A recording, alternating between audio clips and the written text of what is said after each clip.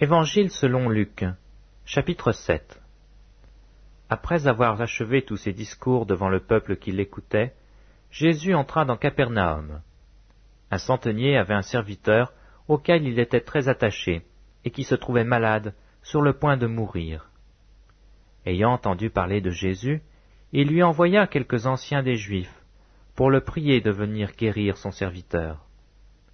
Ils arrivèrent auprès de Jésus et lui adressèrent d'instantes supplications, disant « Il mérite que tu lui accordes cela, car il aime notre nation, et c'est lui qui a bâti notre synagogue. » Jésus, étant allé avec eux, n'était guère éloigné de la maison, quand le centenier envoya des amis pour lui dire « Seigneur, ne prends pas tant de peine, car je ne suis pas digne que tu entres sous mon toit. C'est aussi pour cela que je ne suis pas cru digne d'aller en personne vers toi. Mais dis un mot, et mon serviteur sera guéri.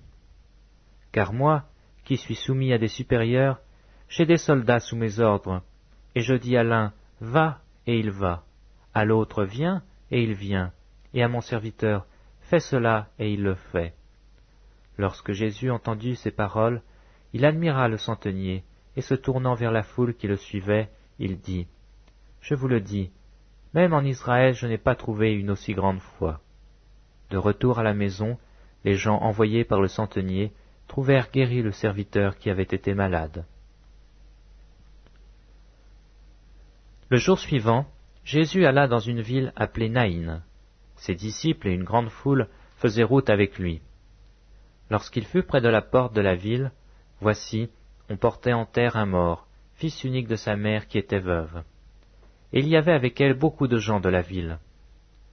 Le Seigneur, l'ayant vue, fut ému de compassion pour elle, et lui dit, « Ne pleure pas. » Il s'approcha et toucha le cercueil. Ceux qui le portaient s'arrêtèrent.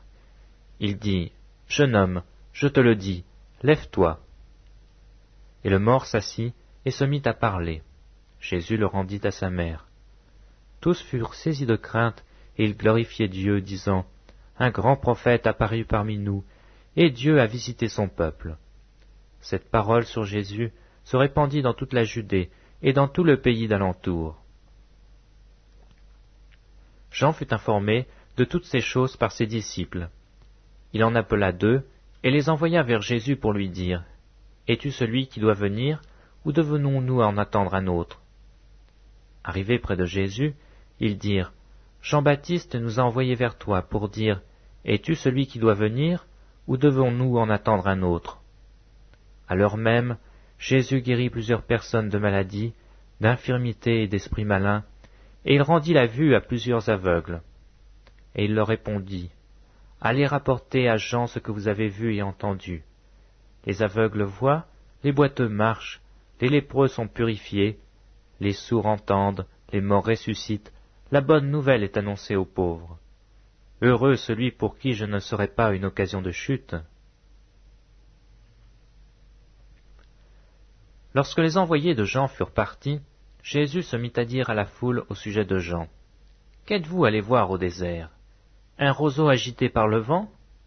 Mais qu'êtes-vous allé voir? Un homme vêtu d'habits précieux? Voici, ceux qui portent des habits magnifiques et qui vivent dans les délices sont dans les maisons des rois.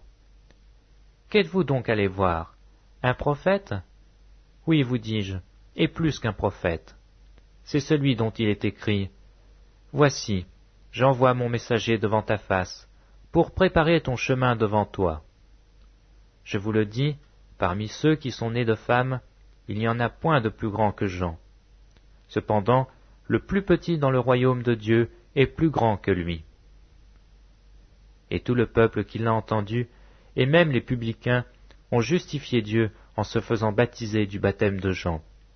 Mais les pharisiens, les docteurs de la loi, en ne se faisant pas baptiser par lui, ont rendu nul à leur égard le dessein de Dieu. À qui donc comparerai-je les hommes de cette génération, et à qui ressemblent-ils? Ils ressemblent aux enfants assis dans la place publique, et qui, se parlant les uns aux autres, disent « Nous avons joué de la flûte, et vous n'avez pas dansé. Nous vous avons chanté des complaintes, et vous n'avez pas pleuré. » Car Jean-Baptiste est venu, ne mangeant pas de pain et ne buvant pas de vin, et vous dites, il a un démon. Le Fils de l'homme est venu, mangeant et buvant, et vous dites, c'est un mangeur et un buveur, un ami des publicains et des gens de mauvaise vie.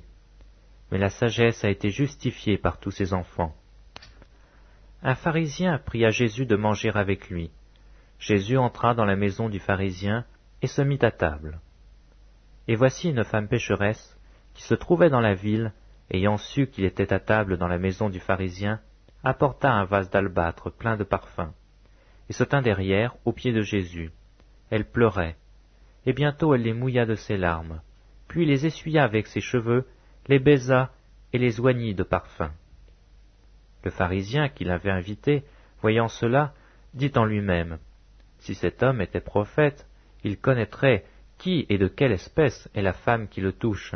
Il connaîtrait que c'est une pécheresse. » Jésus prit la parole et lui dit, « Simon, j'ai quelque chose à te dire. »« Maître, parle, répondit-il. » Un créancier avait 2 débiteurs. L'un devait 500 deniers et l'autre 50. Comme il n'avait pas de quoi payer, il leur remit à tous 2 leurs dettes. Lequel l'aimera le plus? Simon répondit, « Celui, je pense, auquel il a le plus remis. » Jésus lui dit, « Tu as bien jugé. » Puis se tournant vers la femme, il dit à Simon, « Vois-tu cette femme? Je suis entré dans ta maison, et tu ne m'as point donné d'eau pour me laver les pieds. Mais elle les a mouillés de ses larmes, et elle les a essuyés de ses cheveux.